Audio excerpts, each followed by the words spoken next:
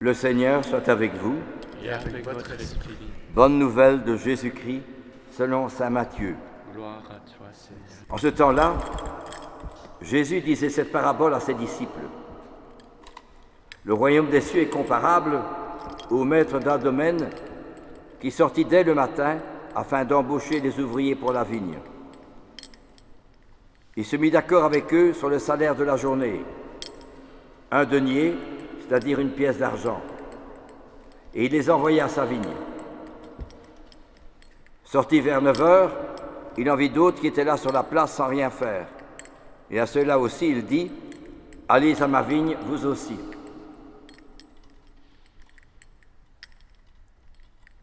Sorti vers 9 heures, il en vit d'autres qui étaient là sur la place sans rien faire, et à ceux-là, il dit, « Allez à ma vigne, vous aussi, je vous donnerai ce qui est juste. » Ils y allèrent, et il sortit de nouveau vers midi, puis vers 3 heures, et il fit de même.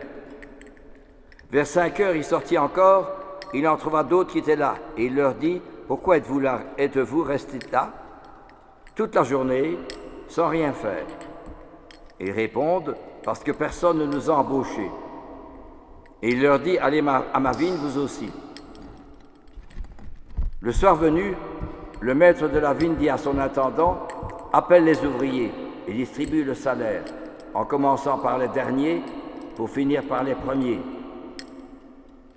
Ceux qui avaient commencé à 5 heures s'avancèrent et reçurent chacun une pièce d'un denier.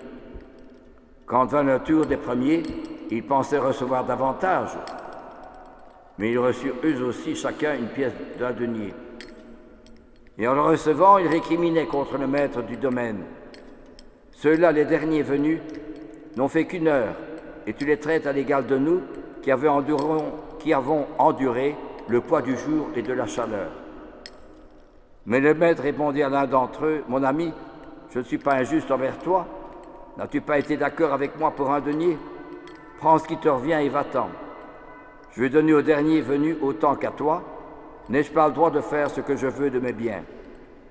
Ou alors ton regard est-il mauvais parce que moi je suis bon? C'est ainsi que les derniers seront premiers et les premiers seront derniers. Acclamons la parole de Dieu. » Louange à toi, Seigneur Jésus. C'est une parabole assez étonnante que notre Seigneur nous confie ce dimanche matin.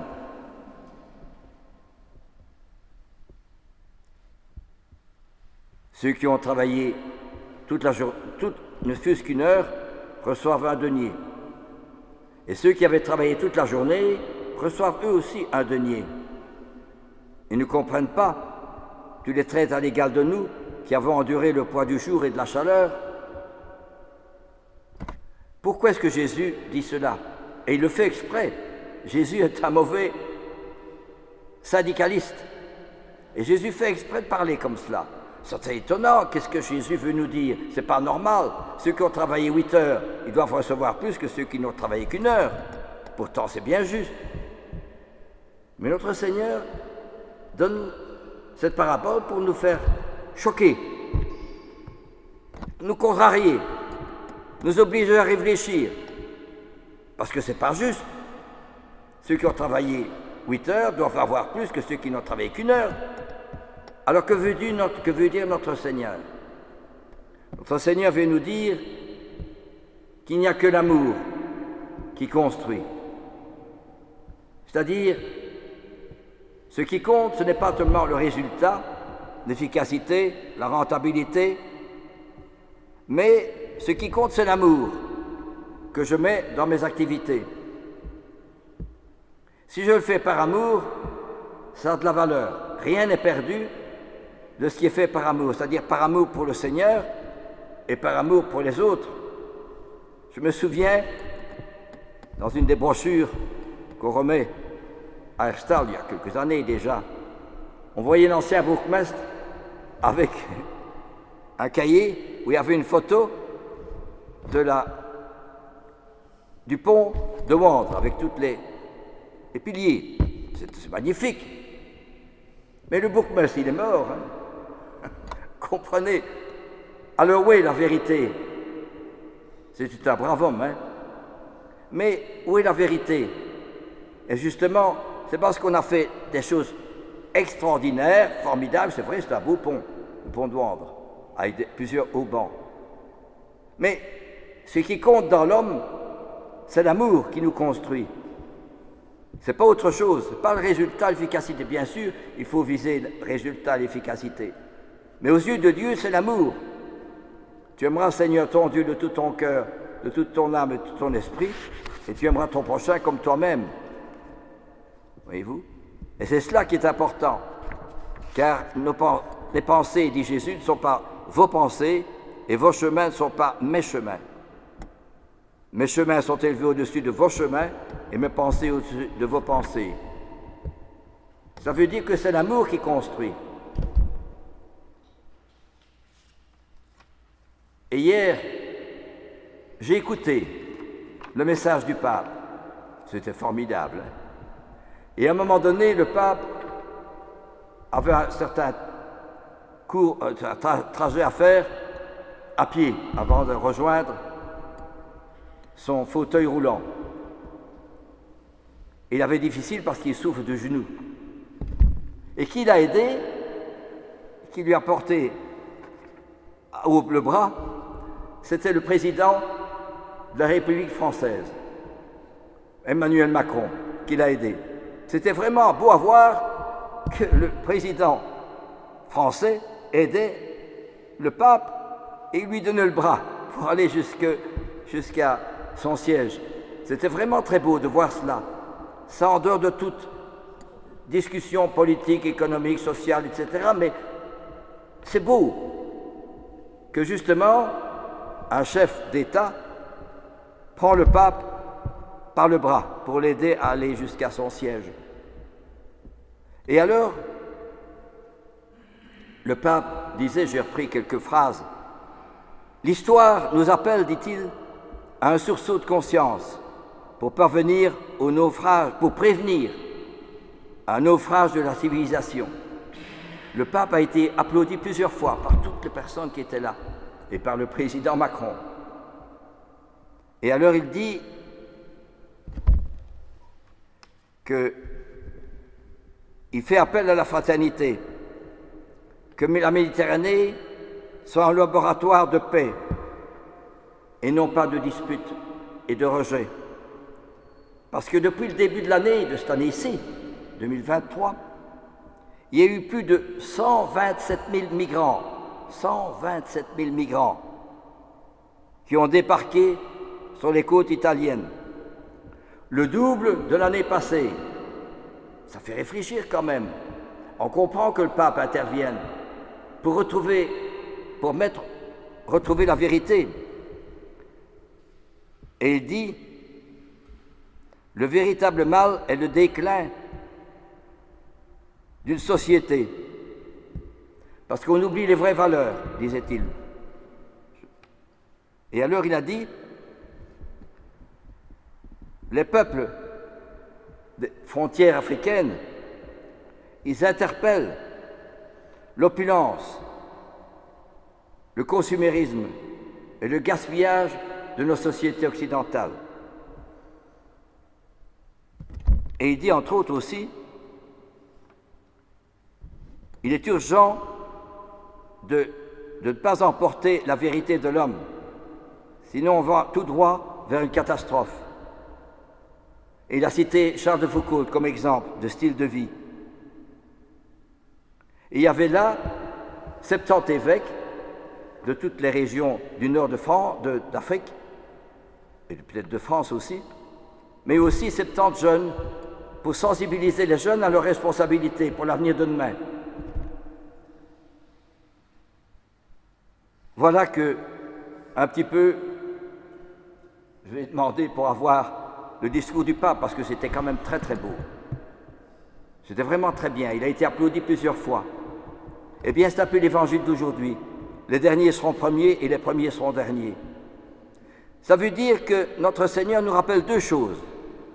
La première, qu'est-ce qui fait la valeur de quelqu'un et la valeur d'un chrétien et la valeur de sa activité? Non parce qu'il a réussi, performant, oh, j'ai parlé par-ci, par-là, il a fait ceci, non, c'est l'amour.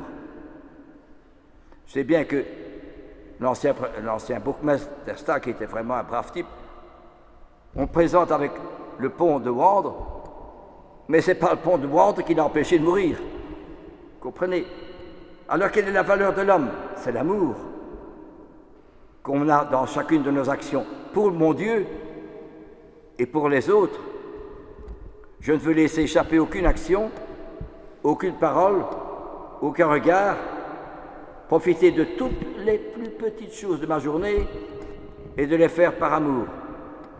Ainsi, dans le cœur de l'Église, je serai l'amour. C'est vraiment très beau, ces paroles de Thérèse de Lisieux, qui illustrent bien cette parabole des ouvriers de la vigne. Et cela veut dire aussi, comme dit saint Paul, soit que je vive ou que je meure, le Christ sera glorifié dans mon corps. Pour moi, vivre, c'est le Christ. Ça veut dire c'est l'amour. L'amour du Christ et l'amour des autres. Mais ce qui est le plus important, c'est de découvrir que cet amour-là, je ne le tiens pas de moi. Ça vient de lui. Ça vient du sacrement, ça vient de la Sainte Messe, de quelqu'un qui donne sa vie. Ça veut dire que quand Jésus guérit un aveugle, guérit un lépreux, guérit un sourd, un muet, un handicapé, c'est moi, chaque fois qu'il guérit, c'est moi qui suis l'aveugle, c'est moi qui suis le handicapé, c'est moi qui suis le lépreux. Pourquoi? Parce que c'est le péché.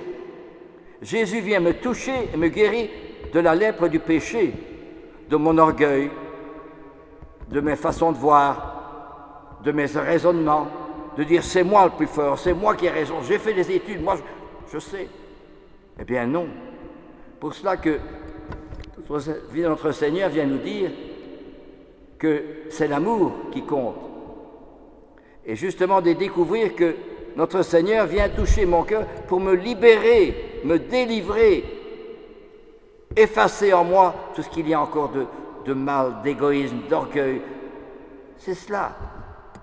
Je ne sais plus quel saint, eh bien, il jeûnait souvent. On lui demandait, mais pourquoi tu jeûnes?